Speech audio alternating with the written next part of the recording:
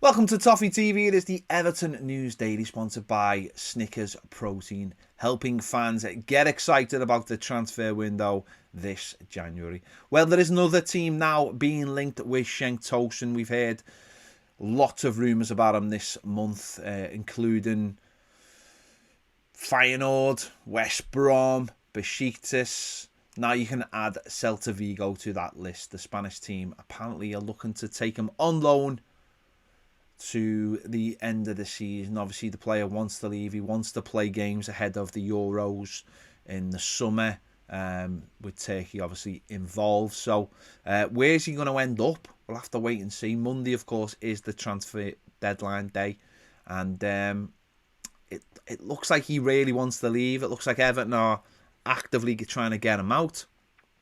So we'll have to wait and see. But hopefully he does. I think it would be good for Everton. It'd be good for him.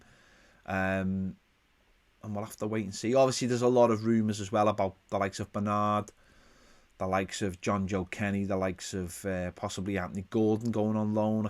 Don't think Bernard and Anthony Gordon would leave the club. We've already had Balassi leave as well in the last 24 hours, going to Middlesbrough, which has been good for him. Obviously, last 6 months of his contract, and he's gone to Middlesbrough on loan, so he has left the club, hasn't he, effectively? So, yeah, it's going to be interesting to see what happens in the next few days, and we'll let you know on the Everton News Daily and our transfer shows ahead of the deadline on Monday.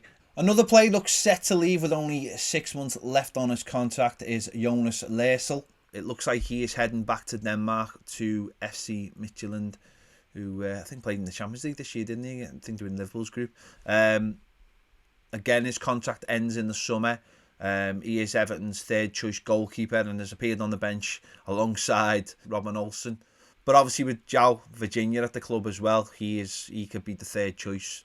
And yeah, it looks like he's leaving. Nothing confirmed by either clubs yet, but certainly it looks like he's heading back to Denmark. Carlo Ancelotti's held his press conference today ahead of tomorrow's game against Newcastle. He was asked about Jordan Pickford, and basically he said he'll make a decision, tomorrow, whatever it is. He said, he's already used Lossell before. They have rotated, so we'll have to wait and see tomorrow when the team news comes out at 11:30 whether Jordan Pickford will be starting in that game or not. He said he's got no fresh injuries ahead of the game. He did say that Alan would start training next week. Should start training next week. He also said Gabaman. I'll take that with a pinch of salt. How many times have we heard that now? Yeah, far too many. So we'll have to wait and see on that one whether Gabaman does start training. But it'd be absolutely great if Alan does start training. But it's good that there's no other injuries. So he's got all those other players to choose from for tomorrow's game, which is obviously really, really important. If Everton can get a win, that will push them to 5th place, kicking off before everyone else. So that would be really, really important. Today, Fabian Delph's been linked with a move away. Watford apparently are looking at fringe players in the Premier League to help them with their promotion push. And one of the players linked was Fabian Delph. So obviously Fabian Delph, coming from an injury himself, his Everton career has been really, really stop-start, and it would be fantastic if we could get rid of Fabian Delph. Let's be honest. Some fixture changes. The Manchester United game is now on the 6th of February. On the Saturday night, 8 o'clock kickoff. It was supposed to be on the Monday, but obviously the game against Spurs now is on the 10th with an 8:15 p.m. kickoff, so that's been moved back to the Saturday. And the game against Fulham, the next game, is on the 14th. It's been moved to the Sunday, 14th, 7 o'clock kickoff.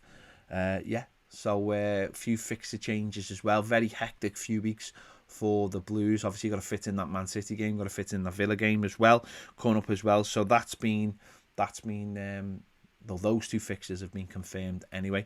Obviously, as part of Snickers Protein, they've been asking for your fan questions, whether it be videos or questions, using the hashtag FanLine on Twitter.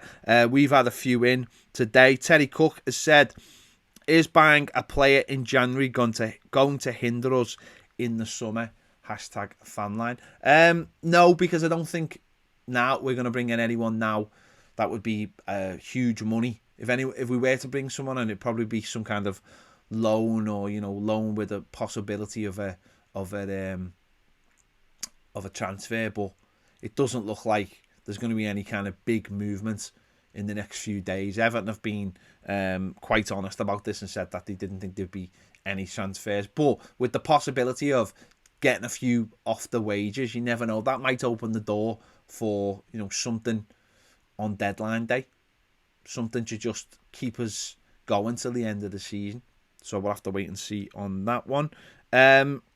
Toffee 38 says, do we expect a surprise signing this window? Now we look like getting a few more out the door. #fanline. Yeah, I mean, that could happen. Definitely could happen Monday if we get the players out. It is all about getting the players out.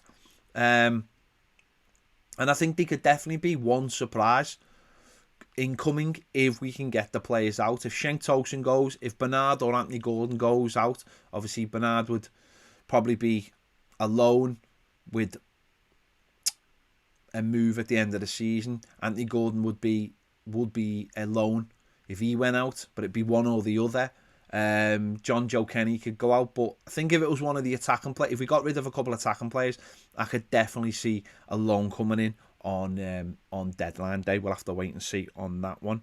And finally, a bit of a controversial, this one from @DeanToffee. He says, if Richarlison was to leave in the summer at an inflated price, say 80 to 120 million, would that be great business or a terrible loss? I mean, in terms of if you got 120 million for Richarlison, it would ease all our FFP issues and could mean we could go out and probably buy 3-4 players, maybe more, because of the FFP standing. I don't want to see us lose any of our best players. I don't think Richarlison's in great form, but he is one of our best players, and I think it sends out the wrong signals if you are selling those kind of players. I'd prefer to keep him, but if we did sell him, it would really, really help our FFP. If we were to sell anyone for a real good money, it would really help our FFP. So, but I wouldn't want to sell anyone. Don't forget, Monday is transfer deadline day. We'll be over on the Ball Street YouTube channel. They're having 4 hours of transfer day activity over there. Bring you all the latest. It will be powered by Snickers Protein, so catch us there. We'll be doing our own stuff as well on this channel, so make sure you catch both of those things. It will be an interesting day. We'll have to wait and see how exciting it is, but I'm sure it'll be an interesting day. There you go. Make sure to give this video a like, subscribe if you haven't already, and if you want more great videos, join us on Patreon. See you later.